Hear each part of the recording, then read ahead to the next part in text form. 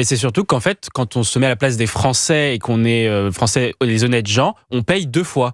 Déjà, on paye l'insécurité et l'impunité. Parce que si on prend le bilan des émeutes, les émeutiers ne dorment à ce stade pas en prison. C'est-à-dire qu'aujourd'hui, on avait fait un rapport dessus. En 2023, la peine prononcée en moyenne par les juges pour les émeutiers, c'était moins de 1 an de prison. C'était 8,9 mois. Par résultat, en France, comme l'a dit Jules Torres tout à l'heure, quand vous prenez moins d'1 an de prison, vous n'allez pas en prison. Donc il y a des émeutiers qui ont saccagé des écoles, saccagé des biens publics, saccagé des biens privés et qui n'ont jamais dormi en prison. Ça, c'est le premier point. Et ensuite, après, on demande... Donc, c'est-à-dire que les Français payent une justice qui, du coup, sur cette question-là, a été laxiste. Et puis, deuxième point, on demande aux Français de payer plus, de payer les indemnisations, justement, occasionnées par les émeutiers. Donc, on est finalement passé de « tu casses, tu payes » à tu casses et on paiera pour toi. C'est absolument insupportable dans un contexte où les Français payent déjà payent déjà le plus d'impôts parmi les autres pays de l'OCDE. Les Français sont ceux qui sont le plus plumés par l'État.